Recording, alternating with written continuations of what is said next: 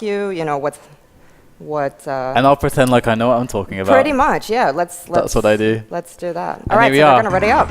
It's Limbus, it's best of one, it's Vertigo, and it's Gentleman's Club for the second DLCOMPARE qualifier. Let's check it out. Off the start, we are with Gory here from Gentleman's Club, and of course, not much happening just yet. I mean, it's just off the first spawns, all the teams are just trying to scramble for weapons and items and just keep everything up, so it's hard to really see exactly what's happening just yet. But it looks like, I mean, we're just building towards that first quad at the moment. And here we are on Lamb as he picks up some shards, tries to get a bit healthy, and then position himself around the quad. We've got Mega spawning in 10, and Red coming up as well. So the teams are going to want to grab those before they go like quad madness. And already it looks like Vertigo are trying to get their positioning in the quad room.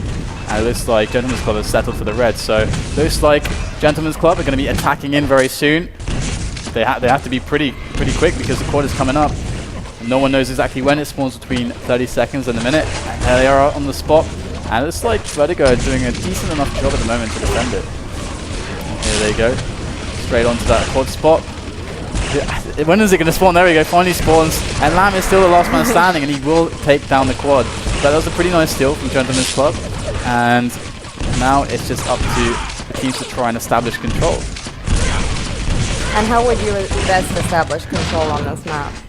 Well, the way you want to build control is, or the typical way that teams try to do it, like the ideal situation, is to make sure that you have control of the red and the rail area, like you're taking all the rails. You don't want to be like holding that position on the rail precisely, but the positioning above it, and also around red, the high areas, and also you want one player trying to sweep megas and keep the mega control as well. And that's like the ideal situation where you get kind of everything. Okay. And you don't really need more than one man for the mega just because of the way the architecture of the map is. So we can see Vesper is on the top area here trying to guard against anyone coming in to attack this position onto red from high, because that can be really hard to deal with if you don't have a railgun for your teammates who are below. And there you go, Ty taking him down.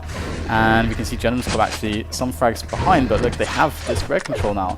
And Ty is dropping weapons off, something that wasn't possible in the old days, dropping weapons. Yep, that's one thing which I really enjoy now in Quake TDM, because we had that in UT and that was always part of gameplay. It's a really good addition. I think very lacking if they didn't have it before. It definitely makes it like a bit more painful to play if you're new, for sure.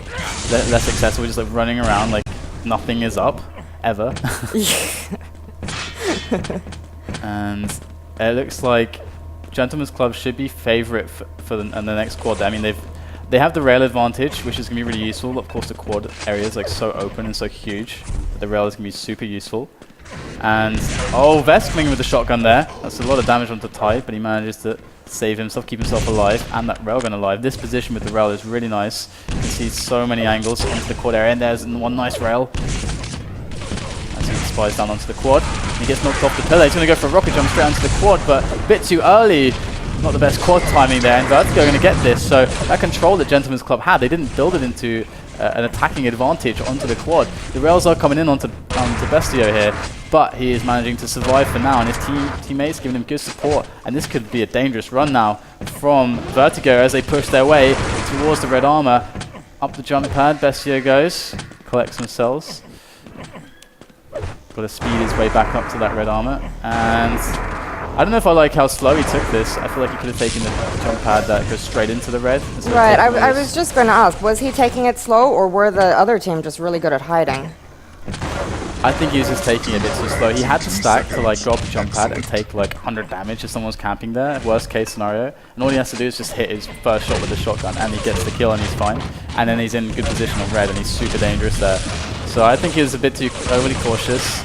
But nevertheless, Vertigo do have a 10 frag lead, and it does look like Gentleman's Club aren't really doing a great job with their control so far. They're managing to get control, they're managing to get the key areas here and there, but they're not really using it in the ways that count. And we've got Bestio here on this good positioning. It can be really annoying, that spot, but he's only got a shotgun, not really ideal for that distance. And he's going to fall back onto the quad. And his entire team is kind of at this quad area, but the quad's not for another 40 seconds, so that is not ideal either. So I'm not sure why they're all hanging around together here. But there you go, the rails coming in from Ty here. Right, yeah, I mean, hanging around all together like that would seem to make it much easier for the other team. And yeah, this is why the red rail is so useful. I mean, it makes attacking onto quad really powerful because they don't have, if you're keeping control of the railguns, then they don't really have many ways to fight back, and you have all the positions. But the only problem is you're coming in from kind of 2 choke points, and there is a nice pickup of the quad from Tai. Oh my god, his teammates save his life, but instead of going for the health, he goes for the weapon. Yeah. With 3 health, Tai is just feeling alright there. That's all he needs. But he does go down, so good work from Vertigo. Again, Gentleman's Club, I think they're getting advantages on control, but for some reason Vertigo is just making the frags, and that's not a position you want to be in when you're winning control. You're 5 minutes into this, and it doesn't... I mean, I really think that this can go either way. Still, it's not really clear between both teams. It feels like... Right, I mean, there's been 3 quads so far, and 2 times one guy died, and another time he didn't get any kills. So I guess it's hard to get like a big lead without the quad. Like the ideal thing is to get that clean quad, run it into red, and scare away the other team, get the item times, and then like build those 3 players around the red rail area. Maybe have like a task force with maybe 2 players moving towards that mega and keeping the mega time. And then with the armor and health advantage and the weapon advantage, you can pretty much you can really start running even at the mega and the LGs, and that really cripples the other team, and that's how you really make the frags on this map. And both teams at the moment are unable to really do that so far. And so who do you think is playing the best so far? Let's look at the scores. Let's have a look. So yeah, Twisted, I mean, Inz is definitely minus 18 net, so that's not helping his team. I mean, scores can sometimes be a bit misleading on team deathmatch because it's like about how the teams like play the roles, you know, and how the team dynamics work. Right. So negative net might not necessarily mean you suck. But minus 18 is quite a lot. Inz, you suck. I'm sorry. So for Inz, it means you suck. Yeah, it's a bit much. But Twister there doing some great long range railing, something that of course he's built a reputation for, and Inz is going to pick up quad. This is his chance to redeem himself for his team, and he really needs help, and he just gets caught from the back by Bestio.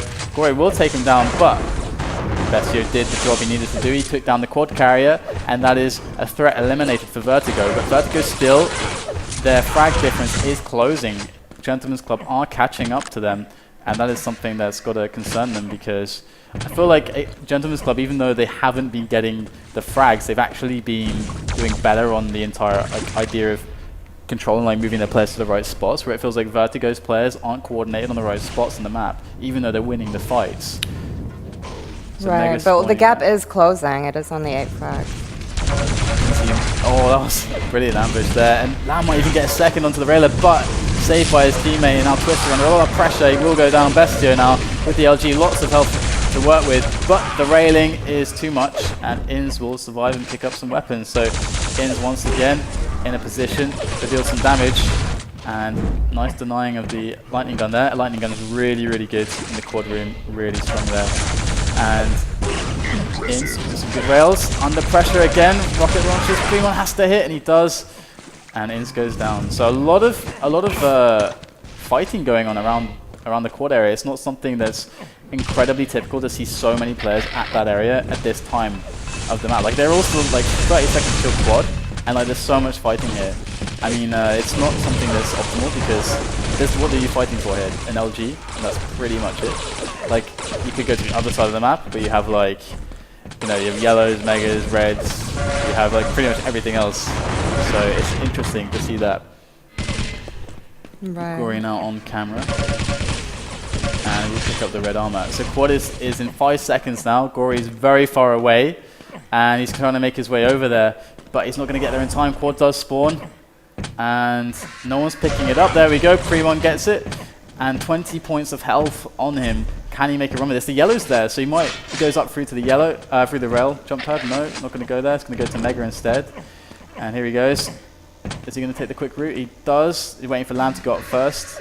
Always got to have those bodies in front of you when you're running the quad. And there he comes onto Gory. Gory goes down. That's control of the red armor room. They have control now of the rail room now, but his teammates have to set up around those areas and just let him run around Mega and Yellow.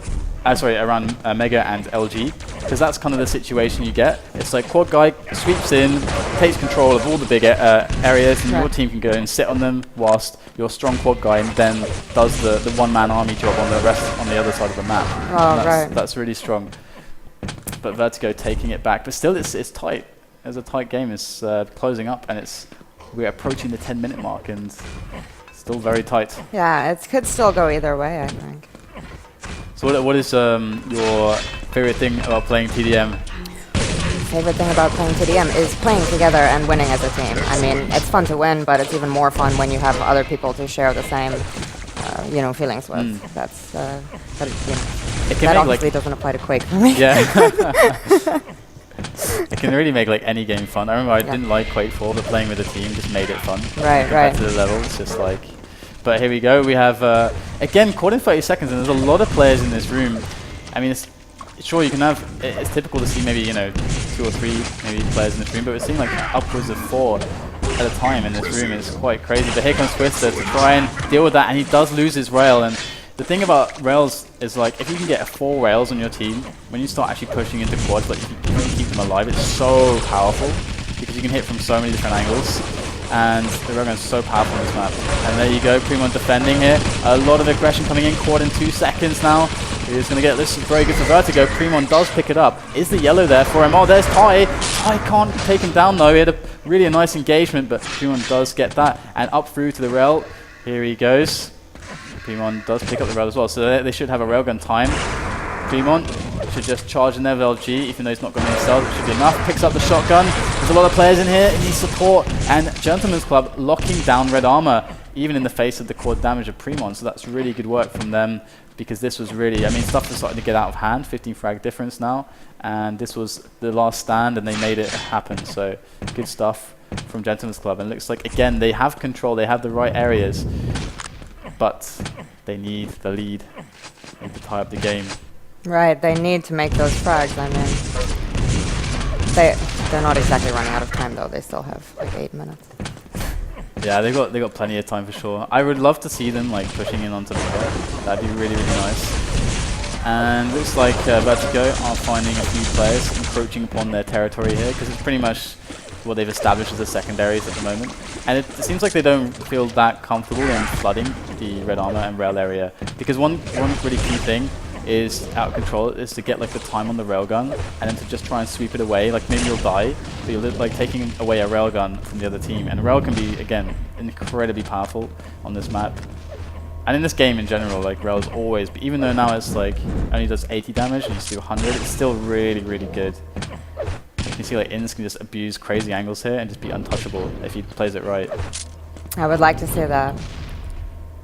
So don't let me down, Inns. The pressure's on Inns. Oh, he did. He let me down. Yay. Premon goes down, and he's run out of slugs. So here he goes. I cannot remember where the slugs went. Oh, actually, I think they're near the Mega, I think. If I'm not mistaken. The Vest coming in, and quad goes to Ty. Ty does go down, and Vertigo are extending their lead by 20 frags now. So they're actually retaking the pace of this map. Yeah. But again, it's interesting because they have been relegated more or less for the entire map. I don't know whether they choose to play it this way, but to the LG and to the Mega side of the map, which is not very typical. Do they get 2 yellows when playing that side as well, or just 1? They only get 1 yellow. Okay. No, they get 2 yellows. Well, it depends. The second yellow is like... Yeah, it's in the Mega, in the quad room, right? Yeah, there's one in the quad room, and then there's one which is like...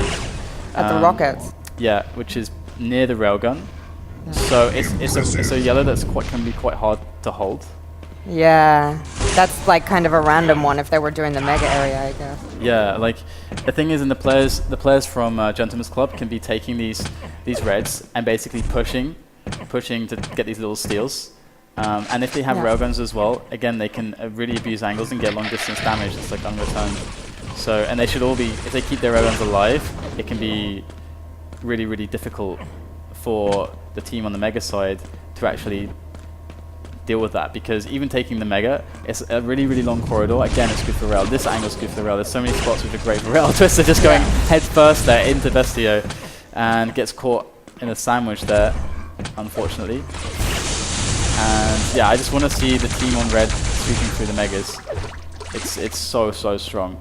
But the score is definitely going the way of Vertigo right now, and we're approaching the 5-minute remaining mark, and this is starting to become problematic for Gentleman's Club, because now it's over 20 frags. It's closing in on 30 frags. 27 the difference between these two teams, and 5 minutes left. now it's How many really quads? 2. Oh, and that one just died. yeah. And look at this is a beautiful spot for Rail. He can just sit here, get a red, and just sit there. If he chooses to do so, it's completely up to him, but of course red is not for a while. He's got all the weapons as well. Great Rail onto him there, and he needs to drop weapons. There you go. He should drop something else as well. Yeah, I was gonna suggest the Rail, but Inz is gonna be taking over this red armor area. He needs support here. He shouldn't be the only player here. And there you go. There's a teammate coming in, and Inz with some nice raiding there to try and secure that red armor.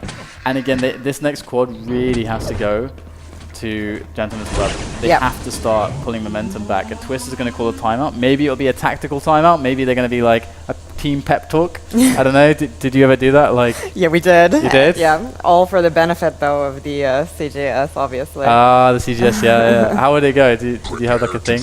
Intense. Yeah. We were like, Oh, stand in a circle, hands put in, your everyone. Yeah, hands we did in. that. We did that. It was fun. Man, I wish I had a team that did that. Yeah, I mean it's cheesy and stuff, Even but if it's it's like just fun. Even if it's over the internet, you like Yeah, put your hand on the monitor. So I can't wait until you can touch stuff through the screen. It's Yeah. gonna be awesome. I like how you're so sure that's gonna happen. Oh yeah. Like, Come on, science, hurry up. to be honest, like, 30 frags now. there's so many things as well that like just blow my mind. Like technological developments in the last 10 years, just insane how much the world has changed. But yeah, it's a big frag difference. Inz is in position here at quad, but he's 45 seconds early. It feels like a lot of the movement around the map from the players isn't totally well thought out. Like their coordination as a team, like their goals and objectives aren't totally solidified in like how they want to play the maps. From my cursory glance of this one game of Gentleman's Club, for example. Okay. But then again, the team that I played in the Euro Cup last with, we were heavily focused on coordination and team play. It was by far our biggest strength, and this stuff is like really important. You can overcome a lot of disadvantages in fighting and stuff through just that. And Inz is going to come in last second there, 4 seconds. They've got to hold on to this quad. Gentleman's Club absolutely need this. Defending it, they are Twisted to pick it up, and he does go down. And now let's use there with the shotgun and Vertigo. This is the thing, like it's such an exposed spot. Just stand, like have your team standing on there. They take so much damage, so exposed. And just you're going to come onto this mega now, and got to say that really feels like that's it for Gentleman's Club. 20 frag difference. How are they going to make it back? I'd love for them to show me in the remaining 2.5 minutes, but it is looking grim in the extreme for them now. As you see Twister trying to encroach on that yellow armor rocket territory, he will grab it. Would love to see him pick up the mega, but he will instead make his way towards that railgun. And here he is, back to the red.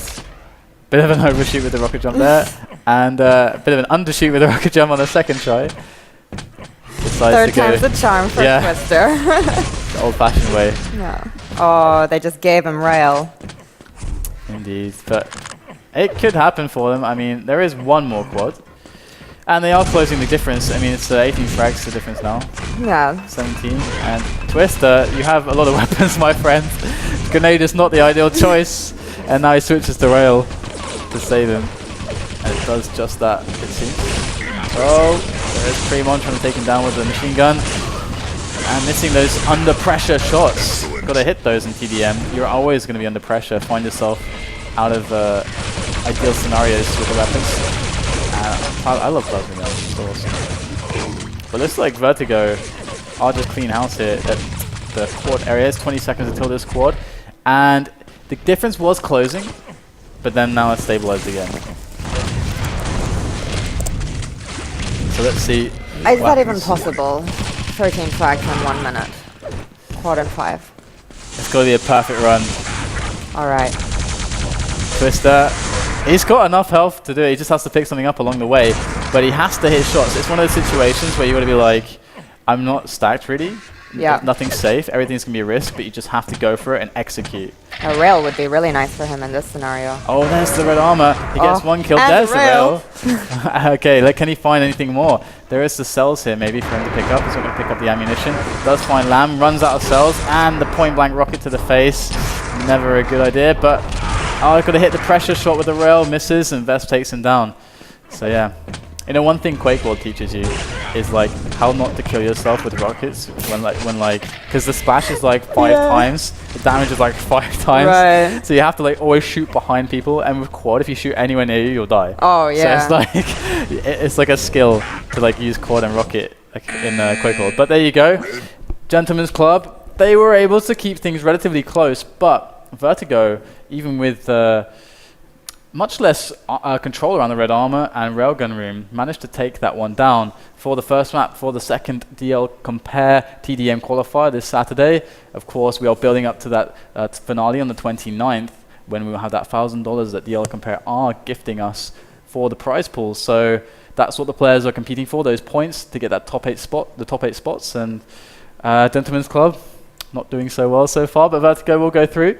And we have a lot of cool people, cool teams and players to look forward to watching in the future, because I mean, we have an appearance from Fox. We've got Zyrinx coming in. We haven't seen Zyrinx play a tournament yet. We've only had one, but we didn't see him last week. And he's one of the new kind of up-and-comers who's very, very good. We've got 102 with a really weird team, kind of a bit of a mixed team, and they're probably going to get knocked out by Unknown. But anyway, guys, we'll go to a quick break. When we come back, we'll have more Quake Live Team Deathmatch action here from FACEIT TV. We'll see you after this.